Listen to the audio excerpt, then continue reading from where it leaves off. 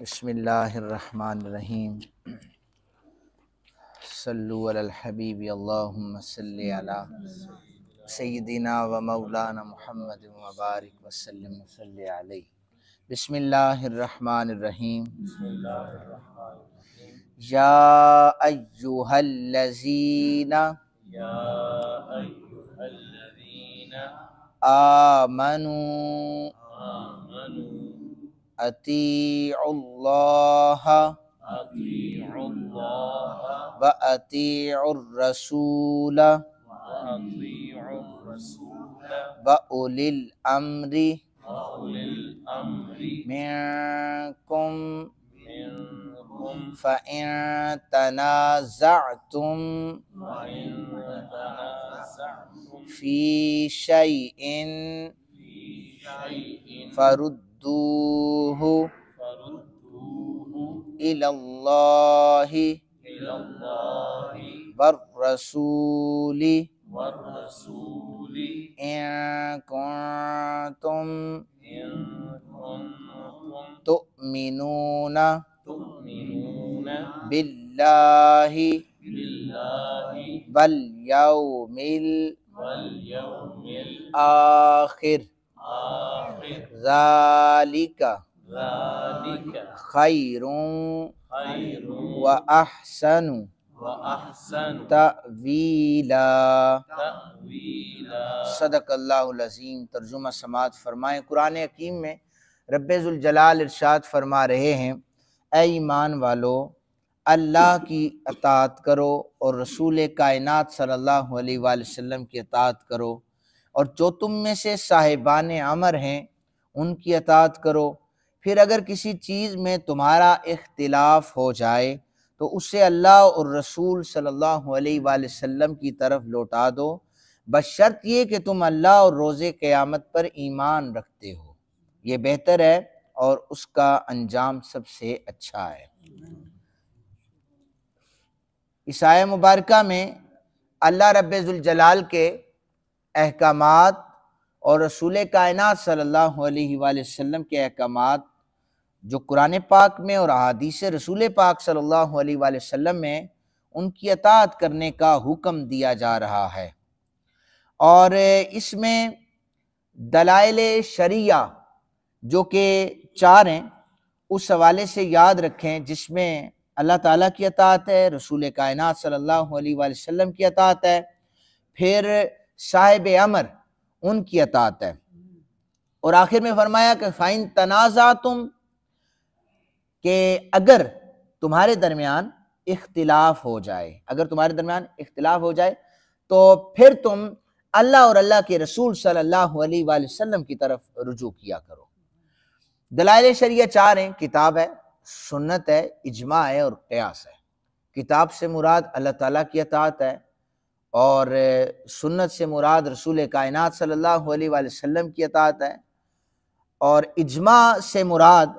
ہر زمانے کے علماء حق کی اکثریت۔ اور یہ یاد رکھیں کہ کیونکہ علماء حق کی جو اکثریت ہوتی ہے وہ گمراہی پر متفق نہیں ہوتی، ایسے علماء کا کسی ایک مسئلے پر اجماع، اس کو اجماع کہتے ہیں۔ یہ دلائل شرعیہ میں سے 3 نمبر پہ ہے۔ اور اس کے بعد جو قیاس ہے کہ جس مسئلے کی کتاب اور سنت میں صاف تصریح موجود نہ ہو، وہ مسئلے کی اصل موجود ہو لیکن تصریح موجود نہ ہو، تو اسے پھر قرآن و حدیث کے ہی مطابق نکال کر اس مسئلے کو سامنے امت کے سامنے پیش کرنا یا اس پہ کوئی حکم لگا دینا، اسے قیاس کہا جاتا ہے، اور یہ بھی علماء کا کام ہے۔ ہمیں اللہ تعالیٰ کی اطاعت کی بھی سمجھ آ گئی، رسول کائنات صلی اللہ علیہ وآلہ وسلم کے حوالے سے بھی۔ کرونا جب آیا تھا تو آپ نے دیکھا ہوگا کہ 4 مکاتب فکر کے علماء انہوں نے بیٹھ کر ایک اضطرابی کیفیت میں ایک مسئلہ بتایا تھا کہ چونکہ یہ کیفیت ایسی ہے تو اس میں صفوں کے درمیان وقفہ رکھا جائے۔ اب مسئلہ کیا تھا کہ صفیں جب بناؤ تو کندھے کے ساتھ کندھا ملاؤ، تو چونکہ بیماری آ گئی تھی اس لیے حضور نبی رحمت صلی اللہ علیہ وآلہ وسلم نے خود فرمایا کہ پہلے اونٹ کو باندھو گھٹنے سے، پھر اللہ پر توکل کرو، اونٹ کھلا چھوڑ کر پھر کہو اللہ پر توکل ہے، تو ایسے نہیں ہے، حدیث مبارکہ موجود ہے۔ تو آپ نے احتیاط بھی کی، اور پھر آپ کا یہ عقیدہ بھی ہے کہ بیماری اللہ کی طرف سے، احتیاط پہلے ہے۔ تو علماء نے بتا دیا منہ ڈھانپ کر نماز قبلہ رخ کی جانب، اس کے بغیر درست نہیں۔ لیکن جب یہ وائرس آیا تو علماء نے بتایا کہ اس میں آپ اپنے منہ پر ماسک لگائیں، اسے اجماع امت کہا جاتا ہے۔ اور اس میں جو بھی مکاتب فکر تھے، آپ نے دیکھا ہوگا بڑے مفتیان بیٹھے تھے، اور انہوں نے جو ایک متفقہ طور پر فیصلہ دیا تھا اس پر لوگوں کی رہنمائی کی تھی۔ اس میں لوگ کہتے تھے نہیں ہم کیوں عمل کریں اس پر، یہ اجماع دلائل شریعہ میں سے ہے، ان پر عمل کرنا لازم اور واجب ہو جاتا ہے۔ اس کے بعد ہے قیاس۔ پھر میں نے آپ سے عرض کی کہ کوئی بھی مسئلہ جو قرآن میں، دیکھیں کوئی بھی ایسا عمل جس کی اصل شریعت میں موجود ہو، جس کی اصل شریعت میں موجود ہو، اس مسئلے کا استنباط قرآن سے بھی کرنا اور رسالت امام صلی اللہ علیہ وسلم کے فرامین سے بھی کر کے امت کے سامنے رکھ لینا، اسے قیاس کہا جاتا ہے۔ امام فخر الدین رازی رحمۃ اللہ تعالی علیہ نے اولی الامر، ان کے حوالے سے بتایا اولی الامر کون ہے؟ آپ نے کہا کہ خلفائے راشدین جو ہیں نبی رحمت صلی اللہ علیہ وسلم کے بعد یہ اولی الامر ہیں، اور عہد رسالت میں لشکروں کے لیے بھیجے جانے والے سپہ سالار جو ہیں حاکم ہیں، انہیں اولی الامر کہا گیا ہے۔ اور پھر فرمایا کہ وہ علماء حق جو احکام شریعہ کے مطابق فتویٰ دیتے ہیں اور لوگوں کو دین کی تعلیم دیتے ہیں، یہ بھی اولی الامر ہے۔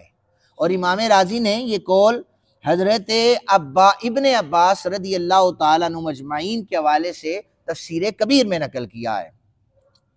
اللہ اور اللہ کے رسول صلی اللہ علیہ وآلہ وسلم کی اطاعت جو ہے یہ مستقل ہے، اور اولی الامر کی اطاعت جو ہے یہ بالتبع ہے۔ وہ کیسے کہ اطیعوا اللہ، لفظ اطیعوا اللہ تعالیٰ سے پہلے بھی لگا، لفظ اللہ سے پہلے، اور رسول اطیعوا الرسول، یہ لفظ رسول سے پہلے بھی اطیعوا کا لفظ آپ دیکھ سکتے لگایا گیا، لیکن اولی الامر سے پہلے اطیعوا کا لفظ نہیں لگایا گیا۔ علماء نے لکھا ہے کہ اس کا عطف جو ہے یہ اطیعوا پر ہو رہا ہے، اولی الامر کا عطف اسی پر لیا جائے گا، اس لیے کہ اللہ کی اطاعت بھی لازم ہے، اللہ کے بعد رسول کائنات صلی اللہ علیہ وآلہ وسلم کی اطاعت بھی لازم ہے، لیکن اولی الامر کے ساتھ اطیعوا اس لیے نہیں لگایا گیا کہ یہ بالتبع ہے، کیونکہ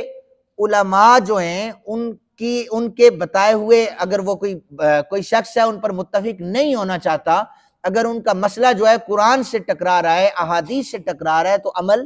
نہیں کیا جائے گا۔ اس لیے اطیعوا کا لفظ پہ بعد میں نہیں لگایا، یہ بالتبع ہے۔ اگر ان کا مسئلہ بیان کیا جانے والا قرآن پاک کے مطابق ہوگا، احادیث رسول کے مطابق ہوگا، تو اس پر عمل کیا جائے گا۔ اب اس کی مثال سن لیں آپ۔ قرآن پاک میں اکثر یہ جو فرمایا نا فَإِن تَنَازَعْتُمْ فِي شَيْءٍ فَرُدُّوا،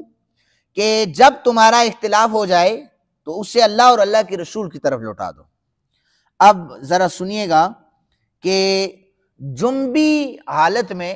تیمم کرنے کا جو مسئلہ ہے، اس پر رسول کائنات صلی اللہ علیہ وآلہ وسلم کے سارے صحابہ متفق ہیں، اور حضرت عمر بن خطاب اور ابن مسعود رضی اللہ تعالیٰ عنہ، میں نے پہلے بیان کیا تھا، یہ دونوں کہہ رہے تھے کہ نہیں، جنبی حالت میں غسل ہوگا تو اس صورت میں نماز جائز ہوگی۔ تو اس لیے جمہور صحابہ کرام نے، اور صحابہ کرام میں جو مجتہد صحابہ تھے، فقہا تھے، انہوں نے حضرت عمر بن خطاب اور حضرت عبداللہ بن مسعود رضی اللہ تعالیٰ عنہ کی صحابیت اور ان کی عظمت، جید صحابہ تھے، اس کے باوجود ان کے اس قول کو قبول نہیں کیا، اس لیے کہ رسول کائنات صلی اللہ علیہ وسلم کا قول موجود تھا۔ لیکن میں نے آپ سے یہ بھی عرض کی تھی کہ حضرت عمر بن خطاب نے، حضرت عبداللہ بن مسعود رضی اللہ تعالیٰ عنہ مجمعین نے خود اس قول پر بعد میں رجوع بھی کر لیا تھا۔ تو اس لیے کہ قرآن پاک میں مسئلہ موجود ہو، احادیث رسول صلی اللہ علیہ وآلہ وسلم نے موجود ہو، تو پھر ہم صرف قرآن پاک کی بات سنیں گے یا رسول کائنات صلی اللہ علیہ وآلہ وسلم کی بات مانیں گے۔ یہ نہیں ہے کہ صحابہ کرام کی بات سے انکار ہوگا، صحابہ کرام نے دلیل دی تھی تو ہم نے انکار نہیں کیا۔ جید جو اس دور کے مجتہد صحابہ کرام تھے انہوں نے انہیں بتایا تھا کہ رسول کائنات صلی اللہ علیہ وآلہ وسلم نے یہ مسئلہ اس طرح فرمایا ہے، کیونکہ کچھ صحابہ تجارت کی غرض سے باہر تشریف لے جاتے، حضور نبی رحمت صلی اللہ علیہ وسلم مسئلہ بتاتے، جیسے حضرت ابو ہریرہ رضی اللہ تعالیٰ عنہ کے حوالے سے مشہور ہے کہ آپ حضور کی بارگاہ میں بیٹھتے سنتے رہتے اور پھر کھیتوں میں چلے جاتے، وہاں پر جو کسان صحابہ تھے ان کے سامنے جا کر حضور کے فرامین سناتے تھے کہ آج دربار رسالت میں یہ بیان ہوا ہے۔ تو کوئی صحابہ سنتے تھے، کسی کے علم میں نہیں ہوتا تھا، کسی تک بات نہیں پہنچتی تھی تو وہ مسئلے کو بیان کرتے تھے، بعد میں خود صحابہ کرام رضوان اللہ تعالیٰ عنہم اجمعین اسی مسئلے کی جب وضاحت کرتے تھے تو صحابہ کرام ایک دوسرے کے ساتھ اختلاف نہیں رکھتے تھے، وہ فوراً اس عمل سے وہ رجوع کر لیا کرتے تھے۔ جیسے حضرت عمر بن خطاب رضی اللہ تعالیٰ عنہ نے ایک پاگل شخص کے اوپر حد جاری کی تو ان کے حوالے سے ایک صحابی رسول ہے، انہوں نے آ کر بتایا کہ جو شخص ذہنی مفلوج ہو، جو پاگل ہو، اس پر حد جاری نہیں کی جا سکتی۔ انہوں نے کہا آپ مجھے حضور کا فرمان بتائیں، تو انہوں نے جب حضور کا فرمان بتایا تو حضرت فاروق اعظم رضی اللہ تعالیٰ عنہ پیچھے ہٹ گئے۔ تو فَإِن تَنَازَعْتُمْ، اگر تمہارے اندر اختلاف ہو جائے تو اللہ پر چھوڑ دو، اللہ اور اللہ کے رسول صلی اللہ علیہ وآلہ وسلم پر چھوڑ دو۔ اللہ تعالیٰ ہم سب کو قرآن حکیم کی آیات پر عمل کرنے کی توفیق عطا فرمائے۔ وَمَا عَلَيْنَا إِلَّا الْبَلَاغُ الْمُبِينُ۔